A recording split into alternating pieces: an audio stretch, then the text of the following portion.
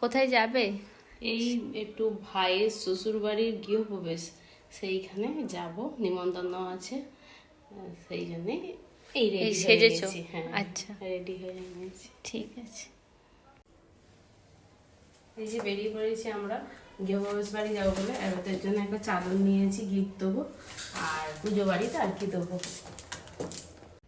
এখানে আমরা গৃহপ্রবেশ বাড়ি চলে এসেছিলাম।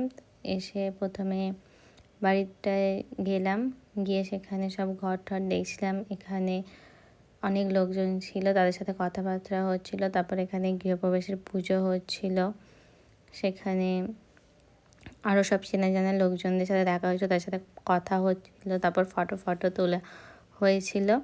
তারপর পুরো ঘরটা ঘুরে দেখছিলাম। এরপর এখানে এই যে ঘরটা পুরো ঘুরে দেখছিলাম, সেটাও এখানে ক্যাপচার করেছি। তারপর এখানে নাম কীর্তন হচ্ছিল। তারপরে এই যে আরও কিছু চেনা লোকের সাথে দেখা হয়ে গিয়েছিল। তারপর এই সব দেখে সেখান থেকে আমরা চলে গিয়েছিলাম খেতে। তো সেখানে গিয়ে আমরা বসে পড়েছিলাম। ফার্স্টে লুচি দিয়েছিল,